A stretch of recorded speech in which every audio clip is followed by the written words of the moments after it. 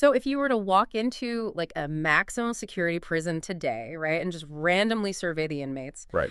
you'd actually find that anywhere from 50 to maybe 75% of them meet the exact clinical criteria for being labeled antisocial. Yeah, it's a huge number. It's massive. I mean, they have the diagnostic rap sheet, but if you're looking for that, that cold-blooded, calculating, ice-in-the-veins psychopath that you always see in the movies. Oh, yeah, the Hollywood version. Exactly. You're only going to find them in a really tiny fraction of those cells. Like, most of the people locked up are antisocial by definition, but only about 1/5 are actually psychopaths. And, that gap right there, that gap between the clinical label and the pop culture archetype is where some of the absolute most dangerous misunderstandings in psychiatry happen. Oh, absolutely. Because we throw around words like psychopath or sociopath constantly. Right, like describing a toxic ex-partner. Yeah, or a ruthless CEO or, a serial killer on a true crime show. But underneath all those buzzwords is this deeply, deeply fractured medical history. And that is exactly the mission for today's deep dive. We are unpacking antisocial personality disorder, or ASPD, but specifically looking at it through the lens of a disregard for others. It's such a complex topic. It really is. And we've got this fascinating stack of sources on the table for you today, ranging from the latest diagnostic manuals to literal medical treatises going back to the 1800s. Yeah, and some truly mind-bending modern neurocriminology research, too. Yes, because when you actually try to define what a broken conscience looks like, you realize that psychiatry has essentially spent over 2 centuries arguing about this. Like, should we judge a person based on the bad things they do or, the fundamental brokenness of who they are inside? And that distinction, it fundamentally changes how our whole society handles criminal justice, rehabilitation, and just, everyday human behavior. Yep. We are basically asking, is this person's moral compass physically broken, or did they just choose to ignore it? So I'm assuming modern medicine has a very clean biological definition for this now, especially given how confidently courtrooms and doctors use these terms today to, lock people up. You'd think so, right? Considering the massive weight that diagnosis carries. But the current standard, which comes from the DSM-5... That's the main diagnostic manual used in the U.S., right? Exactly. The DSM-5 is actually completely divorced from biology. Wait, really? Yeah. It defines antisocial personality disorder strictly as this pervasive, lifelong pattern of disregard for and violation of the rights of others. And it relies entirely on a behavioral checklist. Just behaviors. Just behaviors. It doesn't look at the brain. It doesn't look at the soul. It basically just looks at the rap sheet. Wow. Okay, so let's look at that checklist then, because I know from the sources that the prerequisites alone are incredibly strict. Like, you can't just be some 25-year-old who suddenly starts acting like a jerk and get this diagnosis. No, not at all. The manual explicitly requires that the patient is at least 18. Okay. And, this is the kicker, they must have a documented history of conduct disorder before age 15. So the origin story is completely non-negotiable. Absolutely non-negotiable. If there were no severe behavioral problems in, middle school or early high school. Like what? What kind of problems? Things like cruelty to animals, severe bullying, setting fires, serious vandalism. If that history isn't there, a clinician just cannot diagnose adult ASPD, no matter how terribly the person behaves later in life. That is wild. Okay, so assuming that childhood history is there, how does the manual actually grade the adult? I know there's a list of 7 traits, right? Right, 7 traits, and a patient needs to hit at least 3 of them. But instead of just listing them out like a textbook, let's think about how they actually manifest in someone's daily life. Okay, give me an example. Let's imagine a hypothetical patient. Let's say this person repeatedly lies to secure an apartment lease under a totally fake name. All right, so that covers the deceitfulness trait on the checklist. Exactly. Then they chronically fail to pay rent or even show up to their job. So that picks the box for consistent irresponsibility. Okay, and then when the landlord finally comes to evict them, maybe they get into a physical altercation and break the landlord's nose. Right, so now you've just hit irritability and aggressiveness, plus failure to conform to social norms and lawful behaviors. Because they broke the law. Exactly. Now add in a reckless disregard for the safety of self or others. So, maybe they speed off drunk in their car after the fight with the landlord? Perfect example. And impulsivity, meaning they did all of this without any sort of long-term plan for where they were even going to sleep that night. Right. And finally, the absolute clincher, lack of remorse. Oh, this is the big one. Yeah. So when they're sitting in the police station later, they don't feel a single shred of guilt. They rationalize the assault by saying, the landlord was greedy, he was a jerk, he totally had it coming. Okay, so that hypothetical patient clearly checks almost all the boxes. But here is my struggle with this whole approach. The DSM is essentially grading a math test purely on the final answer, without ever asking the student to show their work. Oh, that's a really good way to put it. Because think about it. You could take that hypothetical patient we just talked about, someone who maybe grew up in intense poverty, suffered severe childhood abuse, and just has terrible impulse control. Right. And you could put them next to, I don't know, a slick, ice-cold corporate embezzler in a tailored suit. The Wall Street type. Exactly. The embezzler lies, they break the law, they act irresponsibly with client funds, and they feel zero guilt. They both easily score a 3 or higher on this DSM checklist, but they have completely, totally different inner lives. They really do. And the math test analogy is great, but it actually gets so much worse when you bring that grading rubric into a real prison or a psychiatric hospital. How so? Because by treating these vastly different internal worlds as if they're identical, the DSM inadvertently blurs the lines between ASPD and psychopathy. Which are definitely not synonyms, even though, the media and pop culture use them interchangeably all the time. All the time. So tell us the actual difference between ASPD, psychopathy, and sociopathy. Because for a lot of you listening right now, those probably sound like 3 different words for the exact same monster. Yeah, it's super confusing. But clinically, they're entirely different constructs. Okay. So ASPD is the only formal official DSM diagnosis. And as we just established, it is obsessed with behavior, ticking those behavioral boxes. Right. Psychopathy, however, is more of a forensic and research construct. It's measured by something called the PCLR, which stands for the Psychopathy Checklist Revised. Created by Robert Hare, right? Yes, the Canadian psychologist Robert Hare. And Hare's tool doesn't just care about what you did. It cares about who you are. It measures personality traits. Like what kind of traits? Things like glibness, superficial charm, pathological grandiosity, and this profound, chilling lack of empathy. Which completely explains our prison statistic from the very beginning of the deep dive. Exactly. Like 75% of inmates have the behavioral rap sheet to get that ASPD diagnosis, but only 20% actually have that cold, callous, manipulative personality core to score high on Hare's test as true psychopaths. You nailed it. And then there's sociopathy, which honestly isn't a clinical or forensic term at all. Wait, really? It's not a real diagnosis. Not at all. It's a journalistic buzzword. It has absolutely no agreed-upon diagnostic criteria in modern psychiatry. Wow. Yeah, so if you hear someone on TV diagnosed as a sociopath, you're listening to pop psychology, not medical science. Though, interestingly, the World Health Organization actually recognizes this behavioral flaw in the American DSM. Really? How do they handle it? Well, in their International Diagnostic Manual, they use the term Antisocial Personality Disorder. And they actively try to fold those emotional and empathy deficits back into the criteria instead of just focusing on arrests and fights. Okay, hold on. That makes zero sense to me from a historical perspective. What do you mean? We are talking about psychiatry here, right? The entire field was built on trying to understand the inner workings of the human mind, the human soul. True. So why would the creators of the American Diagnostic Manual deliberately choose this superficial behavior-only checklist? It feels like they just threw out a century of deep psychological work just to, I don't know, count how many times someone got into a fistfight. It does seem crazy. Yeah. But the American Psychiatric Association was facing a massive crisis of credibility in the mid-20th century. A crisis. Yeah. To understand why they made that huge pivot, we really have to look at the ghosts of psychiatry past. Because for 150 years, doctors were entirely focused on the soul and the personality. Right, and the sources say the story usually starts in 1801 with Philippe Pinel. Yes, Pinel, he was this prominent French physician working in the chaotic, massively overcrowded asylums of Paris. And the prevailing medical theory back then was that madness always involved a total break from reality, right? Like delusions, hallucinations, just raving. You had to have a diseased intellect to be locked in an asylum. Exactly. But Pinel observed something completely counterintuitive. He walked the halls of these asylums, and he found patients who reasoned perfectly well. Like they were totally lucid. Perfectly lucid. They knew what year it was, they could hold a highly intelligent conversation, but they still acted monstrously and violently. He called this manie sans délire, which means mania without delirium. Wow.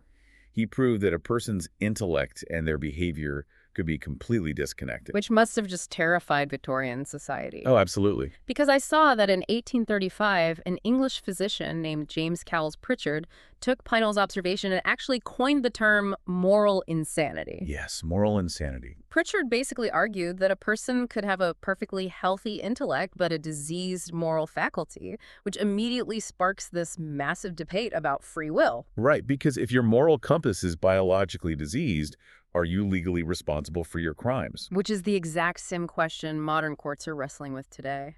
Exactly. And this focus on the internal personality continued all the way up to 1941, when an American psychiatrist named Hervey Cleckley wrote this hugely influential book called The Mask of Sanity. I've heard that one. Yeah, Cleckley profiled patients who were brilliantly charming and completely rational, but just totally incapable of genuine love or guilt or long-term planning. He outlined 16 defining personality traits that basically became the absolute bedrock of what we now call psychopathy. Okay, so we have Pinel, we have Pritchard, and we have Cleckley. That is a century and a half of obsessing over the inner life, the moral compass, the lack of love. Right. And then, what? The 1980s roll around and the DSM just abandons all of it? Well, they didn't abandon it maliciously. They abandoned it for reliability. What do you mean? So in 1966, a sociologist named Lee Robbins published a landmark book called Deviant Children Grown Up. And instead of just interviewing adults in a hospital like the older doctors did, she rigorously tracked 500 children from a guidance clinic over decades, all the way into adulthood. That's a massive study. It was. And her data definitively proved that adult antisocial behavior is almost always preceded by childhood conduct problems. Which totally explains why the DSM requires that conduct disorder diagnosis before age 15. Exactly. But Robbins' data also showed the DSM creators something really vital about human bias. Like doctor bias. Yeah, subjective, inferred traits, like a doctor trying to decide if a patient has a lack of empathy or a shallow affect. Those are incredibly hard for two different doctors to agree on. Oh, I see. One doctor might look at a patient's smile and see superficial, manipulative charm, but another doctor might look at the exact same smile and see genuine friendliness. Right. But behaviors, getting arrested 3 times, getting fired from 4 different jobs, or breaking someone's nose, those are objective, measurable facts. You can't really debate a broken nose. Exactly. The creators of the DSM-3 in 1980, they wanted a manual where a doctor in New York and a doctor in California would look at the exact same patient and reach the exact same diagnosis. So they chose reliability over depth. They sacrificed the why to get a more accurate what. That's exactly it. But, we aren't bound by the DSM's limitations on this deep dive. If we know these individuals have this history of childhood conduct problems, what is actually happening under the hood? Like, biologically, neurologically, how does a person's brain arrive at a state where they just systematically disregard other human beings? So from first principles, ASPD represents a catastrophic breakdown in 3 linked capacities. Okay, what are they? It's the inability to internalize social rules, the inability to feel anticipatory guilt before doing something harmful, and the inability to weigh a long-term consequence against a short-term impulse. Wow. And modern neurocriminology actually gives us a literal window into this breakdown. Adrian Raine, who is a huge pioneer in neuroimaging, he scanned the brains of individuals with ASPD and compared them to healthy controls. And he found a measurable physical deficit, right? The sources said he found an 11% reduction in the volume of gray matter in the prefrontal cortex. Yes, 11%. Now, for you listening, the prefrontal cortex is basically the executive command center of the brain. It handles impulse control, forward planning, and weighing future risks. It's essentially the brain's brake pedal. That's a perfect analogy. And a physical reduction in that brake pedal provides a literal biological explanation for what Hervey Cleckley saw back in 1941. Right. These individuals intellectually know the difference between right and wrong. Their logic center works fine, but without a fully functioning prefrontal cortex, they just lack the biological mechanism to physically restrain themselves when an impulse hits. But if their prefrontal cortex isn't hitting the brakes, how does their body actually feel in the moment? Because I read something in the sources about their heart rates that makes this sound, I don't know, less like a simple brain deficit and more like a physiological addiction to chaos. You're referring to the fearlessness hypothesis, which is wild because it stems from one of the most consistently replicated findings in all of criminology. Children and adolescents who later develop severe antisocial and aggressive behavior, they consistently show significantly lower resting heart rates than their peers. Let me try to conceptualize what that actually feels like. Because for you or me, having a low resting heart rate probably just means we're, peacefully relaxing on the couch with a good book. We feel calm. Right. But for these kids, it's more like being trapped in a sensory deprivation tank. Like their baseline nervous system is painfully, unbearably under-aroused. That's right. So they don't seek out high-risk conflict like getting into fights or stealing just to be malicious. They actively seek out chaos to spike their physiological arousal up to a level that just feels normal to them. Yeah, the exact same nervous system that makes most people cautious and risk-averse makes these children restless, bored, and just starved for stimulation. It takes extreme situations to make them feel alive. That is so intense. It is, but biology and brain matter are only half the story here. We have to look at how these biological vulnerabilities actually collide with the environment. So if their nervous system is starved for stimulation and their brain lacks a brake pedal, where does that starvation actually come from? Like, is it something they inherit in their DNA, or is it something that happens to them in their childhood home? Well, Avshalom Caspi's 2002 study, which was published in the journal Science, answers that beautifully. Yeah. And it revolves around a specific genetic variant involving the MAOA gene. Okay. Now, the MAOA gene regulates an enzyme that cleans up neurotransmitters in the brain, like dopamine and serotonin. And the popular press just loves to dramatically call this the warrior gene, right? Oh, they do, which is a wild, misleading nickname. But basically, when you have a low-activity variant of this gene, your brain doesn't clean up those chemicals efficiently. So under severe stress, the brain gets totally flooded, leading to extreme emotional volatility and essentially a blown fuse. Right. But here is the critical part of Caspi's finding. Having this low-activity gene variant alone did not predict antisocial behavior in adulthood, Interesting. and experiencing severe childhood maltreatment alone didn't guarantee it either. So it's the gene by environment interaction. The gene only strongly predicted adult antisocial behavior when it was combined with severe childhood trauma. Exactly. Like, you aren't doomed just because of your genetics, and you aren't doomed just because of trauma.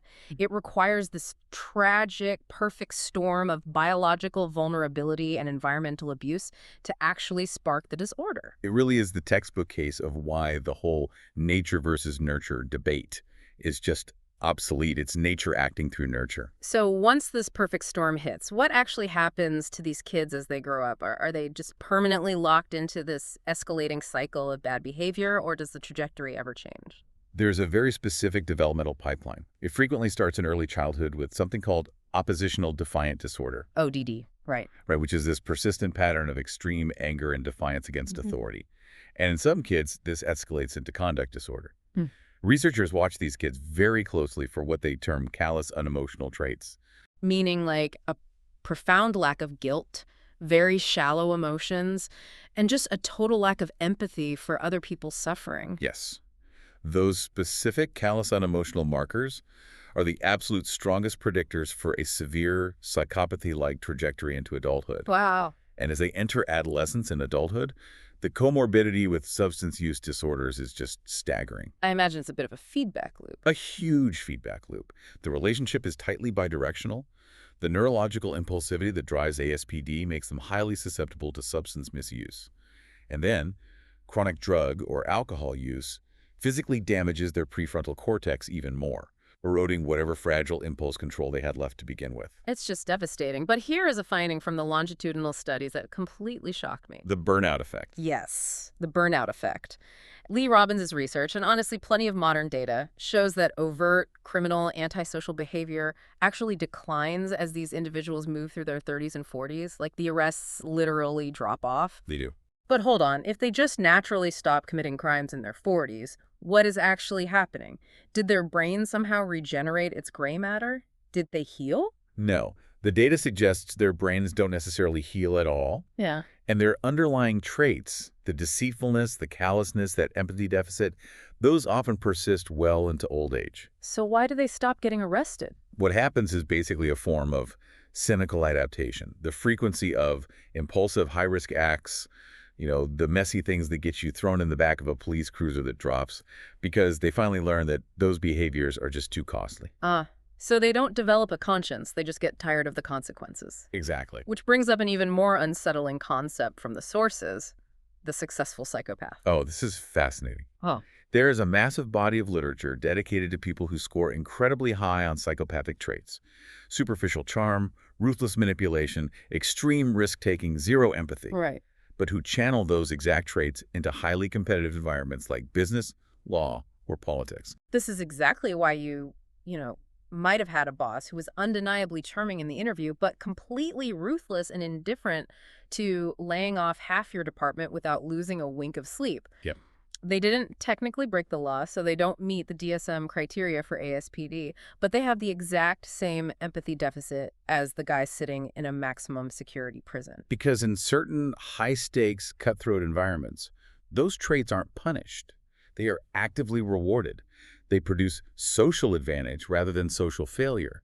These individuals just learn how to put on a tailored suit and use their fearlessness to orchestrate hostile takeovers instead of armed robberies. Which naturally raises the question of treatment, because if someone's entire operating system is built on a lack of empathy, is there any hope for rehabilitation? Honestly, treating a fully formed adult with ASPD is notoriously difficult, and many therapeutic interventions actually backfire, inadvertently teaching them how to be more manipulative. Oh, because they just learn what the therapist wants to hear. Exactly.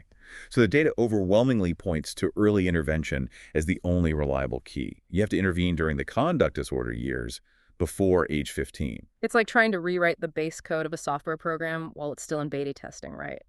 Rather than trying to patch a fundamentally buggy operating system that has already been running for 30 years. It's just too deeply integrated later on. That framing is spot on, and this gap between the Hollywood myth and the clinical reality brings us to why understanding ASPD has massive real-world stakes for everyone listening. We really have to dispel a few lingering misconceptions. The biggest one being that they are emotionless robots. Right. People with ASPD absolutely feel emotions. They feel anger, intense frustration, and even shallow positive emotions like amusement or excitement. What is specifically blunted or missing is empathic distress, meaning they do not feel bad when they see you feeling bad, and they lack the anticipatory fear of punishment. And as we've discussed, they aren't all violent killers. Most of the diagnostic criteria, lying, irresponsibility, reckless disregard, can be completely satisfied through non-violent behavior, like financial exploitation, identity theft, or just emotionally destroying a family. Yeah. But the place where this misunderstanding does the absolute most systemic damage is in the justice system. The forensic consequences of confusing ASPD with psychopathy are massive. They really are. Courts today frequently use Robert Hare's PCLR checklist in parole hearings and even in capital punishment sentencing to predict a defendant's future dangerousness. Wow. Yeah, modern algorithmic risk assessment tools factor in these behavioral histories to decide who gets bail and who stays locked up. But wait, Hare himself explicitly cautioned against using his checklist for that. He designed the tool for clinical research, not to predict a specific individual's future behavior with, like, courtroom-level certainty. Right, but the courts use it anyway. It sounds like we are just slapping the clinical label of psychopath on someone to put a scientific stamp of approval on our own moral condemnation. Like, it just justifies harsher punishments under the guise of objective science. And that tension is at the absolute center of modern legal scholarship. Today's judges and forensic psychologists are wrestling with the exact same ethical dilemma that James Cowles Pritchard wrestled with in 1835. Wow, it hasn't changed. It hasn't. How do we hold someone legally and morally responsible for harm when the core deficit looks less like broken logic and more like a biologically and environmentally broken conscience? It really all comes full circle. Yeah. So to quickly recap our journey for you today, we started with a behavioral checklist that grades the final answer but totally ignores the inner work. We traveled through 19th century French asylums. We looked at gray matter reductions and starved nervous systems. Yeah. We traced the pipeline from childhood trauma to the corporate boardroom, and we ended up right in the middle of a modern courtroom debate about free will. It is an incredibly complex web of biology, law, and human behavior. And as our technology improves, the ethical questions are only going to get more complicated. Which brings me to a final thought I want to leave you with, something to just mull over on your own based on all this source material. What is it? Well, we know that ASPD requires childhood conduct problems to develop, and we know that early intervention before age 15 is our absolute best shot at rewriting that beta software. Right. As brain imaging gets cheaper and genetic testing for variants like the MAOA gene gets more advanced, we might soon be able to easily identify these perfect biological storms in kids who are like 5 or 6 years old. Oh, wow. Right. But at what point does identifying these risk factors early cross the line from helpful medical intervention into essentially punishing a kindergartner for a crime they haven't even committed yet? Are we preventing suffering, or are we preemptively labeling a child based on an X-ray of their potential? It's a huge question. Exactly. We wanted the precision of a clean diagnosis, but what we found was a landscape that challenges our entire concept of morality. Thank you so much for joining us on this deep dive. We'll see you next time.